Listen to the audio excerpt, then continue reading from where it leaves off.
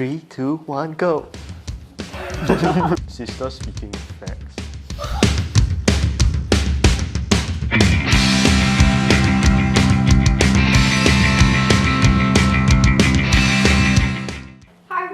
Welcome back to another episode of the Youth Counsel. My name is Tilly and I'm joined with my wonderful guest host. I'm Glenton. I'm Augustine. For today's topic, we will be talking about insecurities. What are some things that you are insecure about that you would like to share?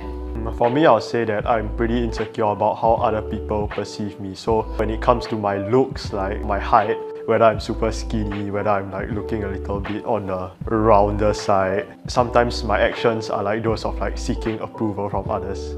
For me personally, it's about the same as him. In a sense, hesitant as to how people perceive me and make me out to be, and also how I act around people sometimes, like whether it's a bit too like overbearing or whatnot. Are we just talking about physical? Or? No, anything. Just anything that you're insecure about. I'm insecure about my jaw. Because I have an underbite. But it's so like defined. Yeah, I know, right? I don't know if you all can see, but my jaw is like a bit slanted to the side. Okay, maybe it's from the side. Like that. Okay, anyways. I can't relate to having a defined jaw, man. You can say anything. I think I'm insecure about my bald spot. Because I have like excessive hair loss, okay? So I lose a lot of hair. Sometimes I'm insecure about like my height. It would be nice if I had long, slender legs. How do y'all usually overcome your insecurities? For me, I feel that my insecurities is like just my own mental self telling me the areas that I have to improve on. So once I find these insecurities, I'll like actively try to like correct them. So for example, I used to be that kind of like very needy, attention seeker-ish kind of person. Like I want the attention of others all the time. When I found out that I had this problem, the first thing that I tried to do was to like try and build my confidence. So I started exercising, I started taking better care of my looks, grow my hair out a bit, kind of stuff. It worked out pretty well for him. Yeah. Thank you. So just a random question off of the top of my head. When you are feeling insecure and you get validation from other people, like what you mentioned just now, do you think it helps? Actually, no. If you want to get love, if you want to get like attention from other people, they can only give it for a short time. Then after that, you're like, oh wow, so nice. That happened, this happened, you're so nice. After a while, you're just like, oh, okay, we are back here again. We're gonna need some attention. If it comes from other people, it wouldn't be like permanent. But if it comes from yourself and you're happy with who you are, you're confident with who you are, that's the time that you truly feel happy with your life. Yeah, I mean, other people think that you're good at something, but then you yourself don't feel that way. I feel like the compliment doesn't really mean much. In a sense. So you think they're lying to you. Yeah, like they're just saying it just to make you feel better. Like when you're insecure, everything seems patronizing or every compliment seems false or like superficial. That's why you have to work on yourself in order to feel fully fulfilled. Because you can't just depend on external sources of validation to help build up your confidence. It needs to come from within. Okay, you can pick up the next question. How do I tell if I'm being insecure or just worried? Why do you read it like so funny? So for me, I'll say, I know that I'm being insecure if it's something that keeps on pestering me over months, over the entire year. But I know that I'm just being worried if it's just situational. Even though your worries have like some existential reason, so as we all talk about projects, schoolwork, our insecurities are not based in reality at all. What about Glenton? I think insecurities usually tend to be more, like he said, long term. It stays there, it just doesn't go away once like the so-called problem has been resolved, you know. Like when you're worried about something, you're worried about the situation, or you're worried about someone else, or you're worried about something that is happening outside your existence, like your being. And then once that circumstance changes, or once the people change, then your worry goes away. But for insecurities, it's really internal. It's kind of like a little person in your brain telling you what you're supposed to not like about yourself. Sometimes insecurities can stem from like external sources, but it's up to you whether you want to internalize it or whether you want to just release it and let it bounce off of you instead of absorbing it. Sister speaking facts. Sister speaking facts. Alright, so how do you overcome or manage your insecurities? I think this is I think I'm saying this one, do I? well, I mean, you can give the advice of something that has worked for you. But I think this is relatively difficult. I think a big part of how to overcome your insecurities, it's up to you to adjust your mindset for the better. Like I said earlier, one important factor is not internalizing everything that people have said to you. None of your thoughts just occur, you know? They don't just pop up out of nowhere. Find out where they're actually stemming from. And so once you find out where it's stemming from, you can like cut it off at its cause. And you have to stay grounded. Take a step back and think like, oh, what are some of my positive attributes? Like I wrote a little note for myself and I was like, you look amazing, and then I stuck it in my closet. It's too small and I can't really read it half of the time and I don't really look at it, but you know, it's a thought, it's a thought that counts, right? Yeah. Speaking of that, why all of my family members have to be like doctors or something? When I was younger, my mom kept like saying, hey, this person went to JC, this person studied in medical school. So I'm like, okay, I'm going to do that next time. And then when I ended up in poly because I just didn't want to like follow that mold anymore. Like imagine going to every single Chinese New Year gathering. Like, Yo, no. Like, where are you now? On my way to school, I guess. I don't know.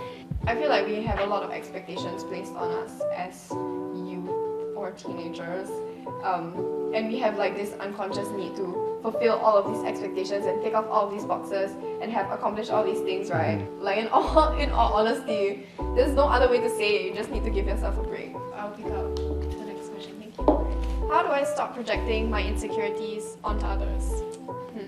Interesting. Either unconsciously or consciously, whether we know it or not, we might be guilty of projecting our insecurities onto other people. Usually when they feel bad about something with regards to like themselves and another person has something that they don't and they feel a little bit, I don't know, jealous or spiteful, they can project their insecurities to make the other person feel bad and to drag them down. For example, you feel financially insecure and your friend gets a new phone and you would say something like, oh, I could never afford that. Oh my gosh, couldn't be me. Oh wow, you are so rich that, oh wow, I will never be able to like have that phone. I think a way to stop that is to surround yourself with good people who can give you constructive criticism or let you know when you're not being like a healthy friend. It's not good if you project your insecurities onto other people because it makes the people around you feel unhappy as well. I don't know, I think my current friends are all actually very good. That's Like great. they were quite key in helping me develop my personality post secondary school. That's so nice. So if you guys are watching it, you know who you are. Big hearts. Shout big out to hearts you all, for my man. friends. Yes. It's good to have an outlet to rent out whatever troubles or insecurities you may have, but I have a feeling that sometimes you might have accidentally like said a bit too much, which made the other person feel bad. Like, my problem is more serious than yours. That sort of thing. You have to know when's technically taking it too far. It might slip out on accident, but you can tell from the other person. Their reaction. Yeah, the reaction is a bit like, oh, ha ha ha ha ha. There's like a very awkward break in between your conversation. Take a big step back, just did I say something wrong? And then after it, from there, you can just apologize, honestly. I think what you mentioned about my problem is worse than yours, it's actually really bad because you kind of put both of you at a comparison to see whose situation is worse. You are indirectly invalidating the other person's struggles by saying that. You had something to say just now, I think. No, I'm trying to comprehend everything that you are saying, digest it and reflect on it. Yeah, much to think about, huh? You might be self-aware when it comes to your own projections, but what do I do if someone else is doing it to me? You know? So do you have any advice for that? But I think what the best course of action would be is that either you point it out to them, which might be a bit hard because you know like, they are your friends, they are not really in the best of moods. But I think eventually you have to point it out to them, you have to make them realize that whatever they're doing isn't very nice, for the lack of a better word. Projecting insecurities is a toxic trait to have. If all else really fails, right, unfortunately you might really have to cut them off because this sort of thing is not really beneficial for either of you. Yeah, and it might actually start to affect you personally as well. Draw a line where you think if they cross it, just let them know. If they cross it again, just cut them off. Yeah, I think it's like important to be like gentle about it when you are telling them. Like you have to understand that most people don't act in a bad way because they want to act in a bad way, but more because they can't handle their own situation that has been given out to them. Yeah. Like you shouldn't make people your emotional punching bag, but sometimes that's the case. ultimately, as much as you can empathize with them, you also need to empathize with yourself, and you need to set boundaries when needed, because after a while, if someone is constantly projecting that insecurity onto you, it gets very draining and it takes a toll on you. So I think a good point that can be brought up from this whole conversation is whether social media, or like TikTok specifically, plays a part in our insecurities. I think it does, and I think it's a very prominent reason why we feel insecure, because usually there's that inherent comparison to everyone that we see online. But I think a lot of people online that we see online present a very curated version of themselves. And when we compare our genuine, authentic selves to these curated versions, then it's like, it's not a fair comparison, right? Why are you comparing you when you just woke up after like a 12-hour nap to someone who has a full face of makeup and like Photoshop or whatever? Even when they post pictures saying, just woke up, no, they didn't just wake up. They got up, did their skincare, did their makeup, and then got back in bed and then posted. Okay, but anyways, like, what are your thoughts on social media and how they make us feel insecure? Okay, I think that if you want to compare yourself to all of those people on TikTok or like on Instagram or something, it's actually quite unfair. So like, you see all of those people on TikTok, they're like those supermodel kind, those like jawline models. Then you have the guy like, Yeah.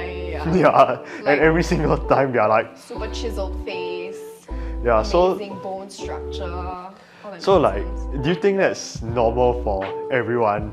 Of course not lah. So Yeah. I think the most important thing is that, okay, sure, you can see all those content on TikTok.